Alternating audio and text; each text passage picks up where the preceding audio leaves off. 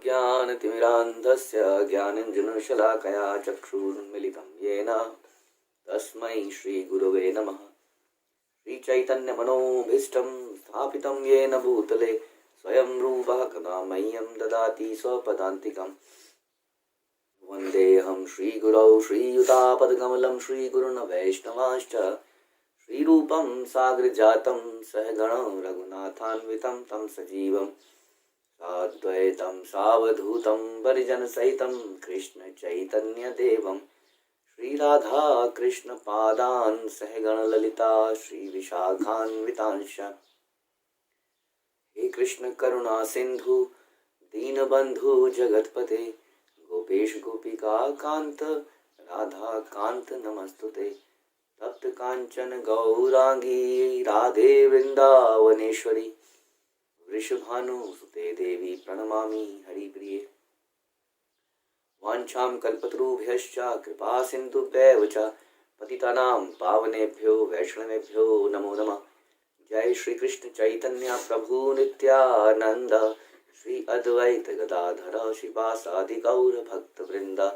हरे कृष्णा कृष्ण कृष्णा हरे हरे, हरे राम राम राम हरे हरे। नमो विष्णुपादाय कृष्णाप्रेष्ठाय भूतले श्रीमते भक्तिवेदांत स्वामिन् इति नामिने। नमस्ते सारस्वते देवगौरीवाणी प्रचारिणे निर्विशेष शून्यवादी पाश्चात्य देश तारिणे। ओम नमो भगवते वासुदेवाय, ओम नमो भगवते वासुदेवाय, ओम नमो भगवते वासुदेवाय। हरे कृष्णा। श्रीमद् भागवतम चौथा कैंटो 25वां अध्याय श्लोक संख्या 34 चर्चा चल रही है, जिसमें कि नारद मुनि प्राचीन भविष्य को एक व्यक्ति की स्टोरी सुना रहे हैं जिसका नाम है पुरंजन, जो सारे संसार में एक ऐसी जगह ढूंढना चाह रहा था जहाँ गम भी ना हो, आंसू भी ना हो, बस प्यार ही प्यार पले। तो ऐसी जगह उसको मिली भारत में। और जैसे ही वो वहाँ पहुँचा तो वहाँ उसको एक सुंदर स्त्री दिखी। उसने सुंदर स्त्री के साथ उसके नौकर थे, 10 नौकर थे, उसके साथ कई सारी उनकी नौकरानियाँ थीं। और वो इस प्रकार से विचरण कर रही थी मानो अपने पति की खोज कर रही हो। पुरंजन देख के उससे आकर्षित हो गया और उसको मोहित करने वाले शब्द बोलने लगा। पुरंजनी उसके शब्दों से मोहित हो गई। और ये सारी चर्चाएं चल रही है जो कि पुरंजन और उस स्त्री के बीच में जाने वाली बातें चल रही है। देखते हैं आगे क्या होता है। हे वीर, हम इतना ही जानते हैं कि हम इस स्थान में हैं, हम यह नहीं जानते कि आगे क्या होगा। निस्संदेह हम इतने मूर्ख हैं कि यह भी जानने का प्रयत्न नहीं करते कि हमारे रहने के लिए किसने इतना सुंदर स्थान बनाया है। तो युवती बोल रही है कि मैं अपने बारे में कुछ ठीक से नहीं जानती हूँ। जब आपसे कोई पूछे, चाहे भक्ति में भी हो,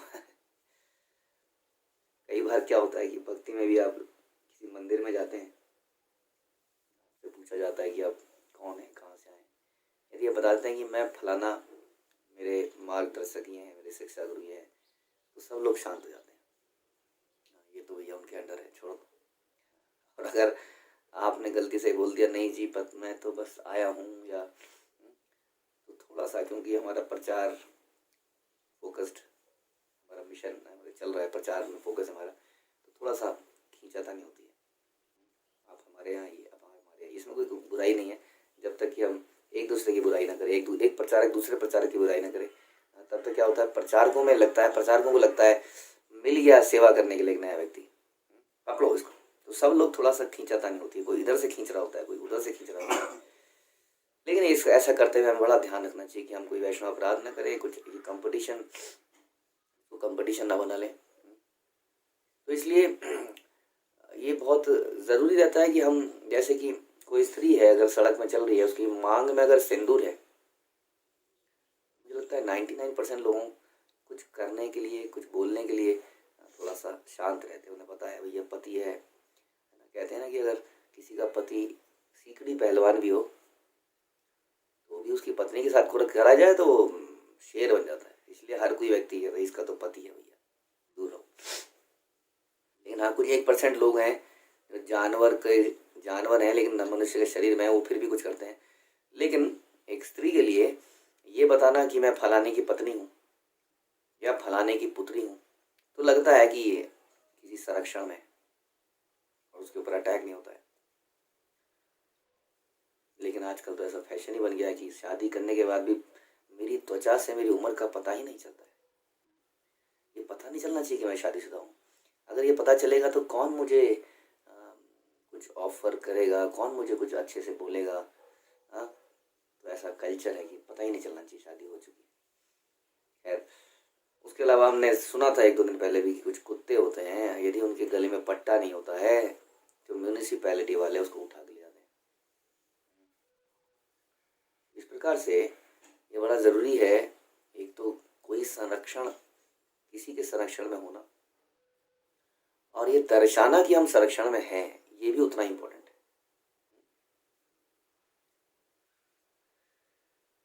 ये बताना कि yes I am under of this person, I M wife of this person, I M child of this person, ये इम्पोर्टेंट है। लेकिन पुरंजनी की बातों से यहाँ लगता है कि वो कह रही है मेरा तो कोई मालिक ही नहीं है। इन्हीं शब्दों से आदमी की घंटी बज जानी चाहिए। माया देवी साक्षात सामने खड़ी है। इतनी ट्रेनिंग हमारी होनी चाहिए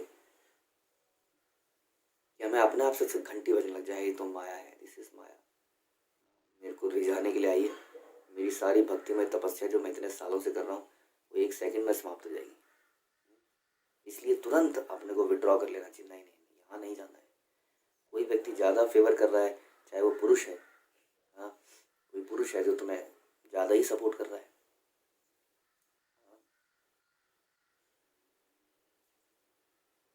क्या उसका पति मर गया है? आप प्रचार में हैं, मतलब भक्ति में हैं, आपके कोई गुरु हैं, आपके दीक्षा गुरु हैं, आपके शिक्षा गुरु हैं, कोई थर्ड पर्सन आके आपकी मदद कर रहा है और आप बड़े प्रसन्न हो रहे हो, इसने मेरी मदद करी, और आप बता ही नहीं रहे हो अपने लाइन ऑफ डिसाइपलिक सक्सेशन में, आप बता ही नहीं रहे हैं इस बात के बारे में कि आप लग रहा है कितने अच्छे लोग हैं, मदद कर रहे हैं। तो ऐसे बहुत सारे हादसे हो सकते हैं उसके बाद में। जैसे कि सिंपल एग्जांपल, आपका घर है, सिंपल है, दाल रोटी बनती है, आपके पड़ोस में बड़े व्यंजन बनते हैं, आप वहाँ जाते हैं, वो आपको कहते हैं आजा बेटा आजा, खा ले बेटा खा ले। वहाँ पे आप कई सारे व्यंजन खा के आते हैं। एक दिन, दूसरे दिन वो आपको बुलाने ही लगते हैं। या आपके पिता को तो बिल्कुल अच्छा नहीं लगेगा, किसी को अच्छा नहीं लगेगा, और इससे आगे चल के 100% समस्या आएगी। इसलिए अपने अपने अथॉरिटी के अंडर में चुपचाप बैठे रहना। ज़्यादा उछल कूद मचाएंगे तो कोई उठा के ले जाएगा, इसे बड़ा ध्यान रखना चाहिए। लेकिन जो इंद्रिय तृप्ति करना चाहता है व्यक्ति, वो कहता है I am a free person, I am free, I am available. लिखते हैं ना लोग कई बार I am available. I am available के बहुत सारे मतलब होते हैं, डुअल मीनिंग की बातें हैं सारी। I am available, yes we can enjoy together, I am available. तो कुछ ऐसा ही यहाँ पर पुरंजनी कहती है। मैं नहीं जानती मैं कहाँ पैदा हुई, मैं तो इतना जानती हूँ कि एक स्थान है, बहुत ही सुंदर स्थान है, लेट्स एंजॉय दिस। जैसे मैंने आपको बोला था एक बार कि हम किसी जगह में जा रहे हैं, भयानक जगह में, मैंने आपको हनुमान जी का एग्जाम्पल बताया था, it's a real case. Hanuman ji के साथ भी ऐसा ही हुआ था जब वो सीता जी को ढूंढने जा रहे थे।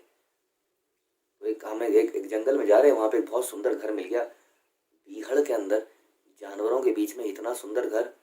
आप गए, आपने कमरा खोला, आप शावर लेने गए, बाथरूम में गए, आप आराम से सो गए।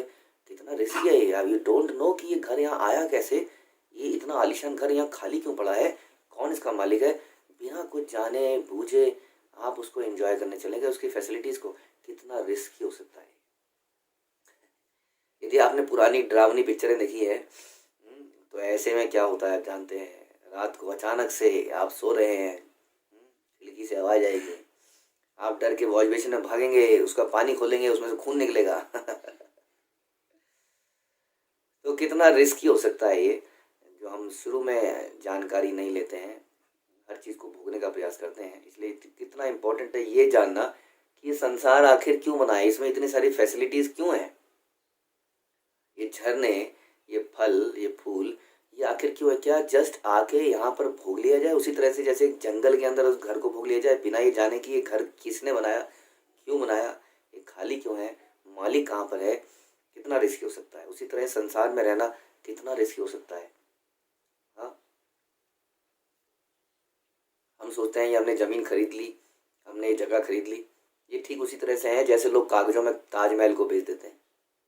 ताजमहल किसी का, किसी ने किसी को बेच दिया। हाँ, उसने पूछा भैया रजिस्ट्री हो जाएगी? हाँ हाँ रजिस्ट्री हो जाएगी। और अब मैं तो ये रियल, मेरे पास तो रियल एक्सपीरियंस है कि नकली चीज़ की रजिस्ट्री हो जाती है। ये तो हमारे साथ हो चुका है, रजिस्ट्री भी होगा, हम कह रहे हैं वाह वाह वाह रजिस्ट्री होगा, बाद में पता चला ये तो सब फर्जी है। आपने ताजमहल खरीद लिया, आपने सोचा ये मेरा है, जब वहाँ पर रहने गए, हाँ अंदर घुसे, गार्ड्स जो थे उनके साथ बदतमीजी थी, गार्ड्स ने खूब पीटा आपको ज़बरदस्त तरीके से, मालिक से नौकर बना दिया 2 मिनट में, कपड़े वपड़े फाड़ दिए। तब समझ में आता है ये क्या हो गया मेरे साथ। उसी तरह से संसार में हम लोग सोचते हैं कि ये मेरा हो गया है, ये सामान मेरा है, ये बच्चा मेरा है, ये घर मेरा है, ये पत्नी मेरी है, ये पति मेरा है। चक्कर में हम इसको बस भोगना चाहते हैं विदाउट थिंकिंग कि ये क्यों मुझे दिए गए थे, क्यों बनाए गए थे। इसलिए यहाँ पुरंजनी के करेक्टर से ऐसा लगता है वो केवल भोगना चाहती है। इसलिए हमेशा अपने मालिक के संरक्षण में रहिए, बताइए कि मेरे मालिक ये हैं, तो आप संरक्षण में रहेंगे, सुरक्षित रहेंगे। नहीं तो कोई भी आदमी आपको भोगने के लिए आ जाएगा, because you are a free person, you are available. आपकी मांग सुनी है। पुरुषों की भी मांग सुनी है, पुरुषों को भी अपनी मांग में अपने गुरु का, अपने सीनियर्स का तिलक लगाना चाहिए, ताकि ये लगे हाँ ये जो है किसी के संरक्षण में है। वो कहती है हे वीर, हम इतना ही जानते हैं कि हम इस स्थान में हैं, ज़्यादा जानकारी लेने की जरूरत ही क्या है, just enjoy, life is for enjoyment. जितना ज़्यादा जानेंगे उतनी ज़्यादा टेंशन होगी। डीवाई सुने, एक हमें बताया था ना, मैं एक व्यक्ति ऐसा था हमारे पास जो हमारे साथ, उनने एक आध क्लास सुनी उसके बाद भाग गया। उन्हें क्या हुआ भैया, समझ नहीं आई? कह रहा भैया प्रभु जी बहुत समझ में आ गया है, ज़्यादा समझूंगा तो दिक्कत हो जाएगी, मांस छोड़ना पड़ेगा, दारू छोड़नी पड़ेगी, मैं नहीं आऊँगा। समझ में आने लगा इसलिए भाग गया। लोग तो इसलिए कई बार भागते हैं कि समझ में नहीं आ रहा क्या बोल रहे हैं। उसके पहली क्लास में इतना समझ में आया कि कह रहा अब नहीं आऊँगा, ज़्यादा समझ में आ जाएगा तो दारू वारू सब छूट जाएगी। इसलिए यही आजकल का कल्चर है, समझने की क्या ज़रूरत है। हाँ, why to think about death, be positive man, just enjoy the life. वो कहती है हम नहीं जानते हैं, हम यह नहीं जानते कि आगे क्या होगा, हु केयर्स। इसमें वो बोलते हैं हु केयर्स, आगे क्या होगा हम नहीं जानते। निस्संदेह हम इतने मूर्ख हैं, मूर्ख नहीं हैं, हम पागल हैं जी, हमें नहीं पता जी, हम पागल हैं, छोड़ दो, हमें छोड़ दो अपने हाल पे। यह भी जानने का प्रयत्न नहीं करते कि हमारे रहने के लिए कितना सुंदर स्थान किसने बनाया है। धिक्कार है ऐसे इंसान पे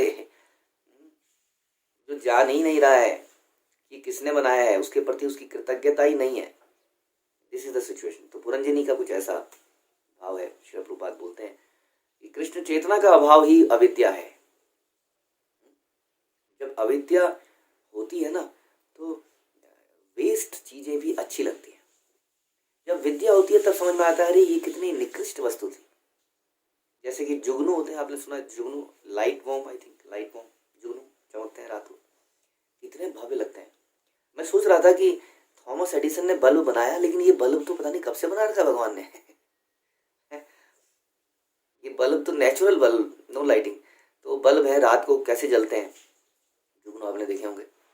लेकिन हल्का सा भी अगर उजाला हो जाता है सवेरे का तो जुगनू ऐसे गायब होते हैं जैसे वो एग्जिस्ट ही नहीं करते हैं। उसी तरह से अज्ञान रूपी अंधेरे में हमें कई चीज़ें बड़ी चमकती हुई दिखती हैं।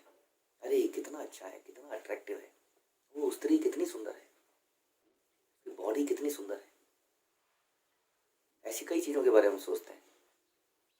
और जैसी विद्या ज्ञान मिलता है तो हमें शर्म आती है अपने ऊपर। लेकिन क्या करें ऐसे व्यक्ति का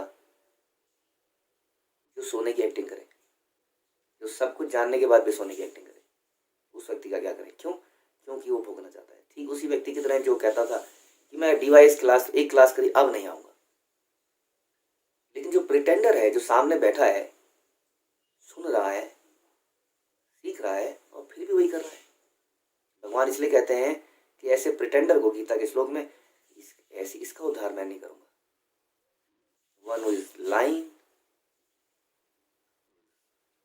चीटिंग द गुरु, द परंपरा, कृष्णा, उसका कुछ नहीं हो सकता। एक बड़े से बड़े पापी जगाई मदाई का उद्धार हो सकता है, लेकिन एक चीटर का उद्धार कभी नहीं हो सकता। तो इसलिए अज्ञान जो है, कृष्ण चेतना का अभाव ही अज्ञान है। पीएचडी डिग्री का अभाव नहीं है, कृष्ण चेतना का अभाव ही। कल मैं एक जगह पे गया था, तो वहाँ पर कुछ लोग चर्चा कर रहे थे जर्नलिज्म की। तो कुछ बातें हो रही थी कि ये व्यक्ति जर्नलिस्ट है, पहले ये ट्रिब्यून में था, फिर टाइम्स नाउ में चला गया, अब आज तक में चला गया। तो बातें करते, he is a very knowledgeable person. लोगों ने कहा क्या हो गया भाई, उसने पीएचडी कर ली है, इसमें जर्नलिज्म में, he is now doctor XXXYZ। तो मैं सोच रहा था उस वक्त, देखिए संसार में कितना सम्मान दिया जाता है। उसने किसमें पीएचडी करी? जर्नलिज्म में। What is the meaning of journalism? इधर की न्यूज बतानी है, उधर की न्यूज, आज यहाँ ऐसा हुआ, आज वहाँ वैसा हुआ, अंडर वर्ल्ड में ये चल रहा है, आउटर वर्ल्ड में ये चल रहा है, इनर वर्ल्ड में ये चल रहा है। इसमें किसी ने पीएचडी कर ली। ग्राम्य कथा, शास्त्र कहते हैं ग्राम्य कथा ना करी वे। ग्राम्य कथा पुराने जमाने में घरों के बाहर खाट लगा के सब बैठ जाते थे, आंगन होते थे बड़े बड़े, चारों तरफ लोग खाट लगा के बैठे और कुछ गप मारे जा रहे हैं। बोलिए, इसको कहते हैं ग्राम्य कथा। प्रजल्प, हम इसको सोफिस्टिकेटेड लैंग्वेज कहते हैं, प्रजल्प। Anything which is not related to Krishna is प्रजल्प। तो किसी ने प्रजल्प में पीएचडी कर ली। तो थोड़ा सा प्रोफेशन को मैंने मैं किसी प्रोफेशन को नीचे नहीं करना चाहता हूँ, because this is the situation in any line. You are doing PhD in many lines. यहाँ पर बताते हैं असली अविद्या कृष्ण चेतना का अभाव है। बात करें, प्रत्येक व्यक्ति अज्ञानी रूप में उत्पन्न होता है, यही भागवत का कथन है। अपनी अज्ञानता के कारण, ओम अज्ञान तिमिरांधस्य, अपनी अज्ञानता के कारण हम राष्ट्रवाद, परोपकारवाद, याद कीजिए हम एक युवक से डिस्कस भी कर रहे थे, और आजकल ऐसा कई सारे युवकों का है कि परोपकारवाद, ये अज्ञानता का कारण बता रहे हैं, क्योंकि हम जानते ही नहीं है कि परोपकार क्या है। हम लोग, जैसे कोरोना शुरू में आया था तो कई सारे लोगों ने कहा ऐसे कोरोना ठीक हो सकता है, हम परोपकार करेंगे। कईयों ने कई दवाइयाँ खिलाई, ये अनाप शनाप, उसके बाद में जो उसका रिएक्शंस आए। कईयों ने गलत इलाज शुरू कर दिया। जैसे बाद के डॉक्टर ने बोला, शुरू के डॉक्टर ने बोला निमोनिया, कोरोना के साथ अगर निमोनिया हो जाता है तो समस्या है, निमोनिया का इलाज करते हैं। बाद के डॉक्टर ने बोला निमोनिया होता ही नहीं है, वो कोरोना ही है, उसका ये इम्पैक्ट है, वगैरह वगैरह। अब ऐसे में शुरू में जिस डॉक्टर ने जो इलाज किए, जो एक्सपेरिमेंट किए, उससे कितने लोग मरे। हाँ, तो हमें परोपकार करने से पहले पता तो होना चाहिए कि क्या परोपकार है, वरना तो हम नुकसान ही कर देंगे।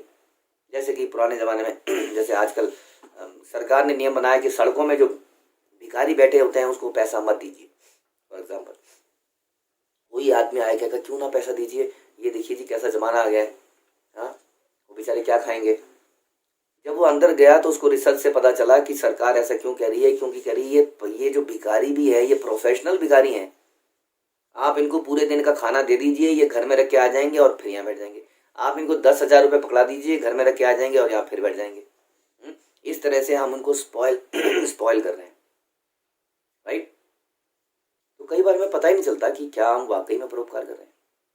इसलिए यहाँ पर कहा जा रहा है कि राष्ट्रवाद, परोपकारवाद, अंतरराष्ट्रीयवाद, विज्ञान, दर्शन, ये अज्ञान इन सबको जन्म देता है। इन सबके पीछे कहीं ना कहीं कोई टेस्ट है, मटेरियल टेस्ट, कई बार ईगो का टेस्ट है, कई बार इंटेलिजेंट का टेस्ट है। इन सब के मूल में हमारा अज्ञान काम करता है।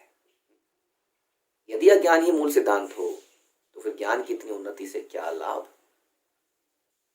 जब तक मनुष्य कृष्ण भक्ति नहीं करता तब तक उसके सारे कार्य व्यर्थ हैं। मनुष्य जीवन अज्ञान को भगाने के लिए मिला है, किंतु लोग बिना जाने हुए कि अज्ञान को कैसे भगाया जाए तरह तरह की योजनाएं बनाते हैं, और मृत्यु के बाद ये सारी योजनाएं नष्ट हो जाती हैं।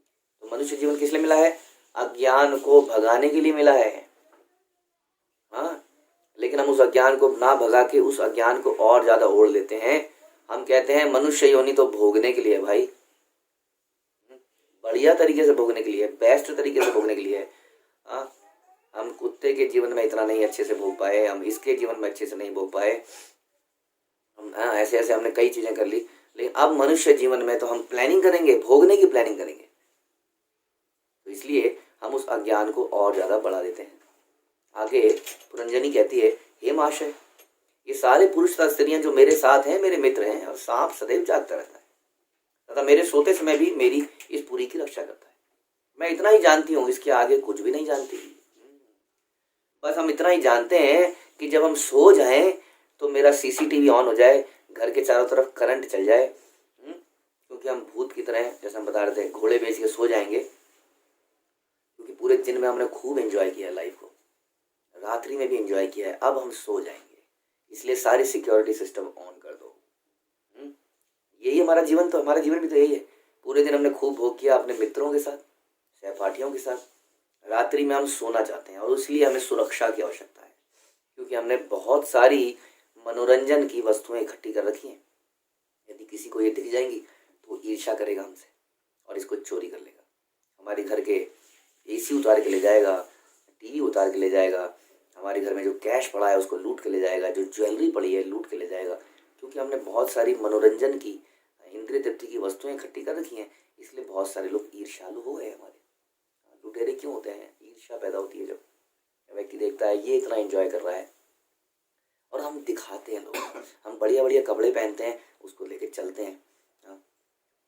Owner's pride and neighbour's envy, जब कहते हैं एनवी देखा, हाय इतना बढ़िया, हाय इतनी बढ़िया कार, फिर उसके हृदय में इच्छा आती है मेरे पास क्यों नहीं है।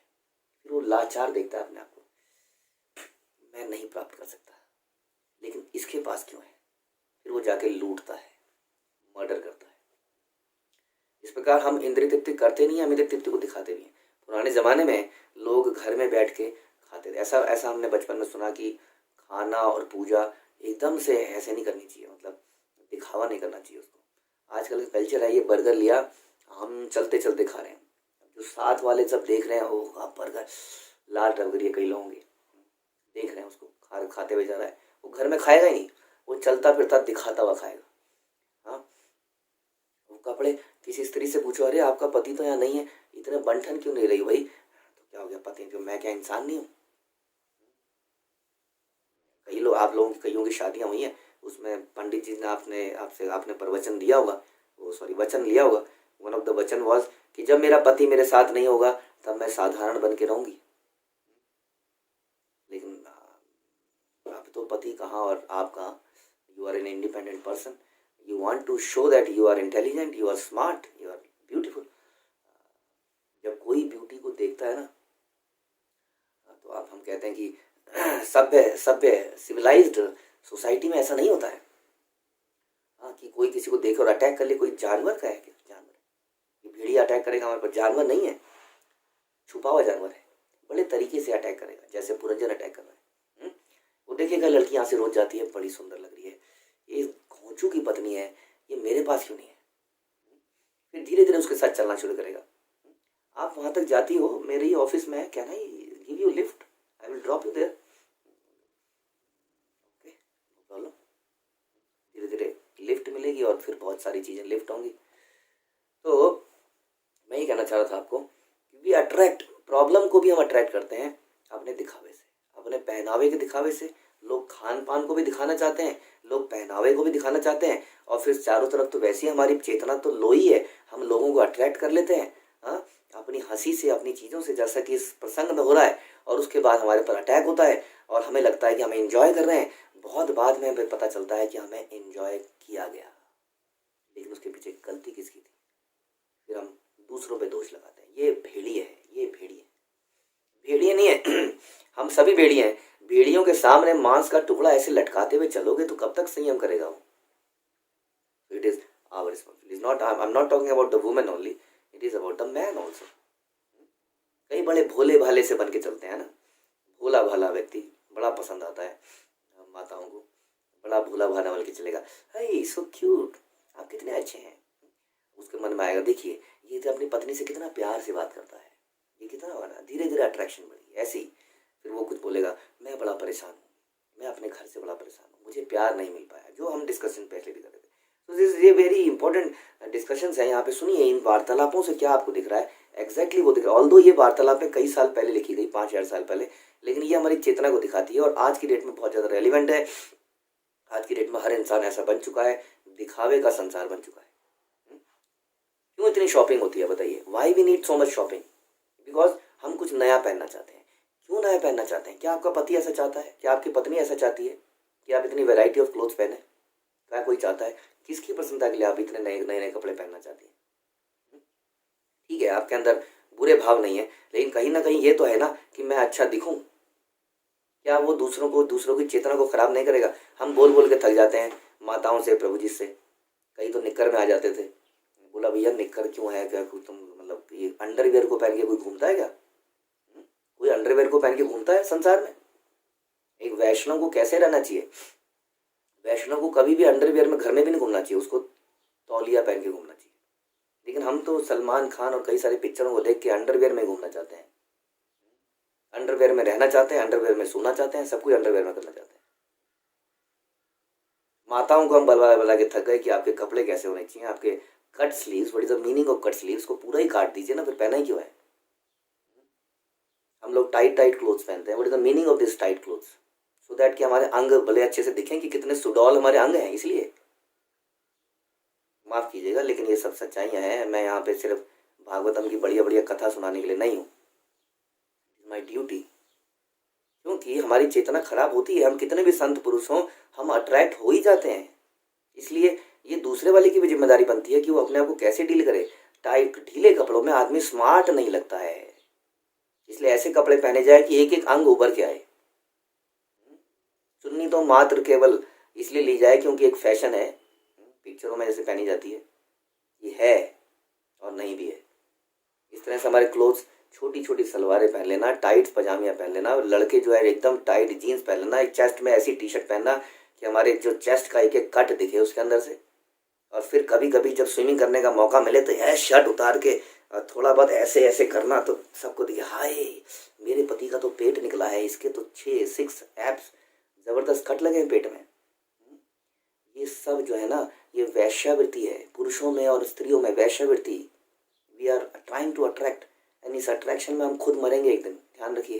ये पुरंजनी और पुरंजन की कहानी केवल इसलिए है कि हम कैसा जीवन, इंसान कैसा जीवन जीना चाहिए, उसको कैसे हमारे कपड़े होने चाहिए, ये केवल कहानी नहीं है, इसको समझना पड़ेगा हमें।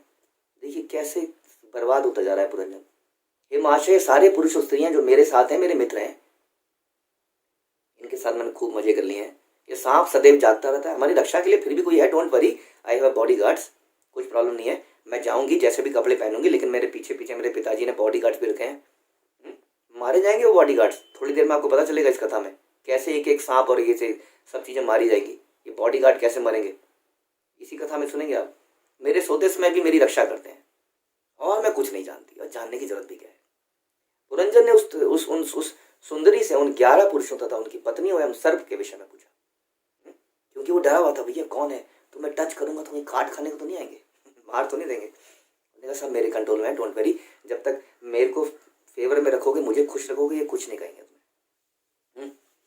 जैसे हमने कुछ पिक्चरें पहले आती थी, एक स्त्री ने एक पुरुष के पीछे जबरदस्ती करने की कोशिश करी, पुरुष ने मना कर दिया, तो उस स्त्री ने उसके ऊपर दोषारोपण करके उसी को फंसा दिया। ऐसी पिक्चरें बनी और ऐसा होता है कितना, इसलिए खतरे वाला काम है ये सारी चीजें।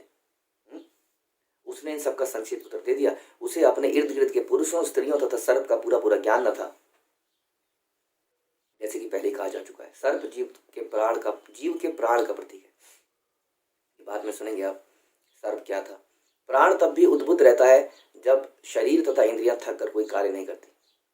यहाँ तक कि अचेतनावस्था में जब हम सोते हैं तो यह प्राण रूपी सर्प जागृत रहता है। फलतः हम सोते समय स्वप्न देखते हैं। जब जीव इस भौतिक शरीर को त्यागता है तो प्राण अक्षत रहता है और दूसरे भौतिक शरीर में चला जाता है। इसे देहांतर कहते हैं। वास्तव में मृत्यु नाम की कोई वस्तु नहीं है। प्राण सदैव आत्मा के संग रहता है, और जब आत्मा तथा अपनी तथाकथित निद्रा से उठता है तो वह अपने 11 मित्रों जैसे कि 10 इंद्रियां और एक मन और उनकी विभिन्न पत्नियां इच्छाएं देखता है। प्राण शाश्वत है, यहाँ तक कि जब हम सोते हैं तब भी श्वास चलती है और ये सर्प शरीर के भीतर आने वाली वायु को खाकर जीवित रहता है। ये सब आगे डिटेल में आएगा। वायु श्वास के रूप में प्रकट होती है। जब श्वास चलती है तो सोने वाला व्यक्ति जीवित रहता है। जब यह सारा स्थूल शरीर निद्रा में होता है तो प्राण क्रियाशील रहता है और शरीर की रक्षा करता है। इस प्रकार सर्प सजीव है, शरीर को जीवित रखने के लिए वायु का भक्षण करता है। लेकिन कितनी अजीब सी बात है, हम जानते ही नहीं है इस विषय में कि इतना कुछ अंदर चल रहा है। तो क्यों चल रहा है? क्या केवल भोगने के लिए? हे शत्रु संहारक। वाह, सुनिए पुरंजनी की बातें। पहले पुरंजन ने उसकी तारीफ करी, अब वो उसकी तारीफ करती है। मैं तुम्हारी पीठ को खुजलाऊंगा, तुम मेरी पीठ को खुजलाना। मैं तुम्हें ग्लोरीफाई करूंगा, तुम मुझे ग्लोरीफाई करना। मैं तुम्हें आनंद दूंगा, तुम मुझे आनंद दोगी। इसी फिलॉसफी के अंतर्गत वो बोलती हे शत्रु संहारक। हे, क्या जानती है उसको? अभी तो मिली है, उसको क्या पता शत्रुओं से पिट के आया है या शत्रुओं को मारेगा। लेकिन फिर भी प्रशंसा करने के लिए, हे शत्रुओं को मारने वाले, तुम यहाँ पर आए, यह मेरे लिए परम सौभाग्य की बात है। बस इतना सेंटेंस तो बहुत था। कोई जरा सी तारीफ कर दे, तुम ही मुझे समझ पाए हो, मेरा पति भी मुझे नहीं समझ पाया, या तुम ही मुझे समझ पाई, मेरी पत्नी कभी मुझे नहीं समझ पाई। मेरा परम सौभाग्य है कि तुम यहाँ आए हो, तुम्हारा कल्याण हो। तुम अपनी इंद्रियों को संतुष्ट करने की, तुम्हें अपनी इंद्रियों को संतुष्ट करने की इच्छा है, अतः मैं तथा मेरे सभी मित्र तुम्हारी इच्छाओं को पूरा करने का भरसक प्रयत्न करेंगे। ये देखिए, this is the basis of our modern civilisation. हम कुछ दिन पहले एक शादी में गए थे। उस शादी में हमने हलवाई को खूब प्रेशर डाल के दबा रखा था, लेकिन फिर भी वो एक गलती कर गया। उसने चाउमीन के अंदर केचप डाल दी, अनियन गार्लिक वाली। हमने उसको पकड़ा, उसकी गर्दन को। हालांकि हमें तो नहीं खाना था, लेकिन फिर भी हमारी ड्यूटी थी। हमने उसकी गर्दन को पकड़ा तो उसने बोला, क्या मतलब? हाँ, इसमें मैं चिली सॉस ना डालूं, चाउमीन में केचप ना डालूं, तो इन लोगों की सेवा कैसे करूँगा? ये उसका कहना था। सेवा, तो वो सेवा करना चाहता था, इसलिए उसने ये सब चीज़ें उसमें डाली। तो ये संसार में सब लोग, हम होटल में जाते हैं तो लोग क्या करना चाहते हैं? हमारी सेवा करना चाहते हैं। Yes sir, what I can do for you.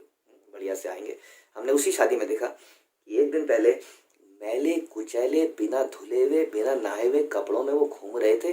जैसी शादी हुई, सब ने इतनी बढ़िया ड्रेस पहन रखी थी, यहाँ पर हैट पहन रखी थी, तो गंदे बाल तो दिखेंगे नहीं, सड़े हुए बाल।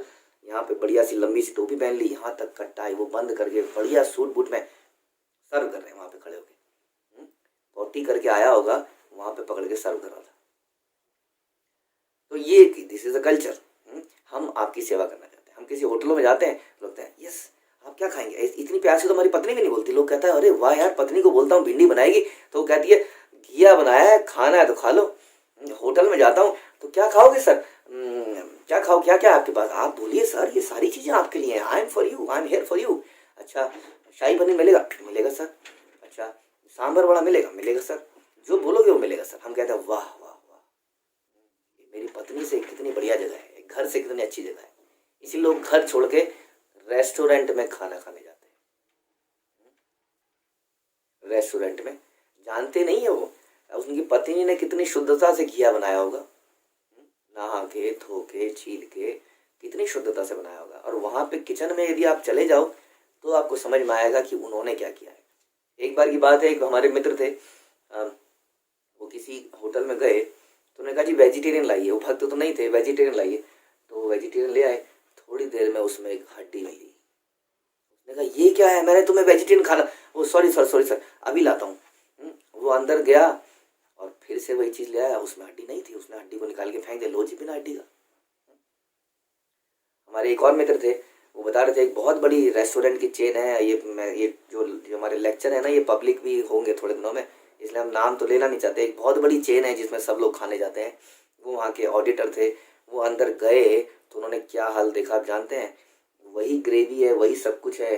कोई वेजिटेरियन मांगता है तो उसी करचियों से निकाल के वो दूसरी ग्रेवी निकाल देता है, फिर उसी करची से निकाल के उस ग्रेवी को निकाल के वो थाली में रख देता है। और हम सोचते हैं हमने वेजिटेरियन खाया, सो व्हाट, हमने उसको उसमें जगन्नाथ जी के राइस डाल दिए थे। तो ये सब बहुत ही घटिया विषय हैं, इंद्रिय तृप्ति के विषय हैं, फंसने के विषय हैं। हमें लगता है कि हमारी सेवा हो रही है, हमारी सेवा नहीं हो रही है, हमें चूसा जा रहा है। ध्यान रखिए, हमें लगता है कि ये हमारे अपने हैं, क्योंकि ये व्यक्ति तो डांटता है, ये जो मेरा गुरु है ये भी मुझे डांटता रहता है, तो मैं किसी और के पास क्यों ना जाऊं जो मुझे प्यार देता हो, जो मुझे धन देता हो, किसी और के पास मैं क्यों ना जाऊं। हम होटल में जाते हैं, होटल में इतना बढ़िया वेलकम करते हैं, आपके लिए गर्म पानी रखा हुआ है, आपके लिए ये रखा हुआ है, हम बिल्कुल, हमें लगता है ये होटल में ही रहना चाहिए, घर में रहना ही क्यों चाहिए। तो ध्यान रखिए, जीवन इंद्रिय तृप्ति के लिए नहीं है। जहाँ पर इंद्रिय तृप्ति कर रहे हो वहाँ पे खतरा है, घंटी बजानी चाहिए, क्यों मैं इंद्रिय तृप्ति कर रहा हूँ, इसके पीछे समस्या है, इसमें ज़रूर कोई प्रॉब्लम होगी, अभी नहीं समझ में आ रहा है, बाद में समझ में आएगा, इसलिए उससे बचना चाहिए। वो कहती है, लेकिन वो तो पागल हो चुकी है, वो कहती है तुम यहाँ पर आए हो बड़े कल्याण की, तुम्हारा कल्याण हो, मैं और मेरे सारे मित्र तुम्हें, मैं और मेरा शरीर तुम्हें प्रसन्न करने का प्रयास करेगा। जीव इस जगत में इंद्रिय तृप्ति के लिए आता है, और उसकी बुद्धि जो स्त्री स्वरूप है उसे वही मार्ग बताती है जिससे वह मन भर के अपनी इच्छाएं पूरी कर सके। किंतु वास्तव में बुद्धि तो परमात्मा या श्री भगवान से प्राप्त होती है, जो प्रत्येक जीव की सारी सुविधाएं प्रदान करते हैं। व्यवसाय आत्मिका बुद्धि एका गुरुनंदन। इस अध्यात्म पथ के अनुगामी अपने उद्देश्य में दृढ़ संकल्प होते हैं, उनका एक ही लक्ष्य होता है, परंतु हे कुरुनंदन, जो दृढ़ संकल्प नहीं है उसकी बुद्धि अनेक शाखाओं में विभक्त होती है। वो चैंटिंग तो कर रहा है, लेकिन सोच रहा है आज यहाँ पर शॉपिंग करने जाना है, आज यहाँ पर ये बनाना है, आज ये खाना है, आज अपने मित्र से मिलना है, एक्स्ट्रा मैरिटल है, आप ये, मैं आज मुझे घूमने जाना है, ट्रैवलिंग के लिए जाना है, अनेक शाखाओं में, क्योंकि दृढ़ संकल्प नहीं है ना कि I am servant of Krishna, my only duty is to serve. जब भक्त आत्म साक्षात्कार की ओर अग्रसर होता रहता है तो उसका एकमात्र लक्ष्य भगवान की सेवा होता है, वह किसी अन्य भौतिक या आध्यात्मिक कर्म की परवाह नहीं करता। राजा पुरंजन एक सामान्य जीव का प्रतीक है और वो स्त्री उस जीव की बुद्धि है। दोनों के मिलने से जीव इंद्रिय का भोग करता है, वो स्त्री हमारी बुद्धि है जो कि करप्ट हो चुकी है, इसलिए वो भोग करना चाहती है। दोनों मिलकर भोग करते हैं और बुद्धि उसका भोग की सारी सामग्री जुटाती है। जैसे वो कह रही मेरे मित्र सब कुछ तुम्हारे साथ है। आदमी कितना इंटेलिजेंट है, जो आज की डेट में ज़्यादा से ज़्यादा भोग कर पा रहा है उसको बड़ा इंटेलिजेंट माना जाता है। देखो इसने इतना बड़ा घर बना लिया, इसने इतनी बड़ी कार ले ली, तुमने क्या किया, इसके पास पैसा है, तुम्हारे पास तो एक एक कौड़ी के लिए भीख मांगनी पड़ती है, तुम्हारे पास क्या है, मैं चली किसी और की गली, क्योंकि वो उस गली में बहुत ऑपुलेंस है, तुम्हारे पास क्या है। ऐसा होता है। कई बार पत्नियां जो है इसलिए छोड़ देती हैं क्योंकि उनका पति दरिद्र है। सब कुछ भगवान की माया द्वारा मिलता है। इस प्रकार जीव देहात्म बुद्धि में आकर अपनी बुद्धि का उपयोग अपनी इंद्रियों को तुष्ट करने के लिए करता है। हे स्वामी, मैंने तुम्हारे लिए ही इस 9 द्वारों वाली नगरी की व्यवस्था करी है, मैंने तुम्हारे लिए तो बनाया, आइए आइए मेरा घर आइए। एक वैश्या किसी व्यक्ति को घर में बुलाती है, वैश्या का घर देख के आदमी चकरा जाता है, इतना ऑपुलेंट। आते ही उसके पैर धोए जाते हैं, गरम गरम बाथ दिया जाता है, बहुत व्यवस्था है। तो कह रही है मैंने तुम्हारे लिए 9 द्वारों वाली नगरी की व्यवस्था करी है। हम अपनी इस बुद्धि से न जाने कितनी प्लानिंग करते हैं, कितनी बड़ी बड़ी व्यवस्था करते हैं। आप देखते ही हैं किसी होटलों में जाके रोज कोई नई चीजें मिलती हैं, हाथ धोने के नए नए सुगंधित द्रव्य, नहाने के सुगंधित द्रव्य, नए नए तरह के टॉवल, नए नए तरह के शावर, नए नए तरह के बात करने का जगह, खाने की नई नई तरह की प्लेटें, फोक्स, कितनी बुद्धि लगाई जाती होगी इन चीज़ों में। हमारी टॉयलेटरी का सामान, एक एक चीज़ बड़ी सोफिस्टिकेटेड। तो कह रही है मैंने इस 9 वाली नगरी की व्यवस्था करी है, तुम्हारे लिए करी है। सिर्फ हर कस्टमर को ये बोलते हैं मैं सिर्फ तुम्हारे लिए हूँ सर, मैं इसमें कोई प्रॉफिट नहीं कमा रहा हूँ, मेरा कोई हिडन एजेंडा नहीं है, I am here for your service, मैंने ये तुम्हारे लिए ये नगरी की व्यवस्था करी है। हम कहते हैं सो स्वीट, कोई तो है जो मेरी बात सुन रहा है कोई तो है जो मेरी बात जान रहा है, नहीं तो मेरे को तो दुत्कार ही मिलती थी।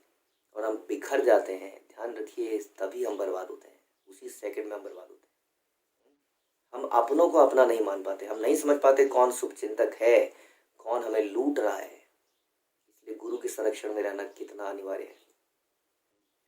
9 द्वारों वाली नगरी की व्यवस्था करिए जिसमें सभी प्रकार से तुम्हारी इंद्रिय तृप्ति हो सके। यू आर वेलकम हियर, तुम यहाँ 100 वर्षों तक रह सकते हो। डोंट वरी अबाउट मनी, क्योंकि पैसा तो आ ही जाएगा और तुम भोग की सारी सामग्री प्रदान की जाएगी। Don't worry. मुझे लगता है ऐसी कथाएं भागवत में हैं, ये तो हमारे लिए कितनी कृपा है जो ऐसी कथाएं हमारे लिए हैं। प्रभुपाद कहते हैं, धर्म अर्थ काम तथा मोक्ष के क्षेत्र में सभी प्रकार की सफलता का कारण स्त्री है। जब पुरुष पत्नी ग्रहण करता है तो यह माना जाता है कि उसे मोक्ष की दिशा में सहायता मिल रही है, ऐसा माना जाता है। जीवन के प्रारंभ में मनुष्य को ब्रह्मचारी के रूप में शिक्षित किया जाना चाहिए, फिर उपयुक्त लड़की के साथ उसका विवाह करके गृहस्थ जीवन बिताने दिया जाता है। यदि गृहस्थाश्रम की ठीक से शिक्षा मिले तो मनुष्य मानव जीवन की समस्त सुविधाएं, भोजन, नींद, संभोग, सुरक्षा प्राप्त कर सकता है। ऐसी प्रतीत होता है कि सारी बातें विधि विधान के अनुसार हो रही हों, लेकिन ऐसा होता नहीं है। वो विवाह यज्ञ विवाह नहीं रहता है, बल्कि विवाह ही नहीं रहता है, क्योंकि विवाह के पीछे भी भोगने का पर्पस है। तो फिर विवाह क्यों रहेगा? फिर आदमी जहां से उसको सेटिस्फेक्शन मिलेगी वहीं पर भोगने जाएगा। भला मैं अन्यों के साथ कैसे रमण कर सकती हूँ? वाह, ऐसा दिखाया जाएगा कि वो हमारे लिए लॉयल है।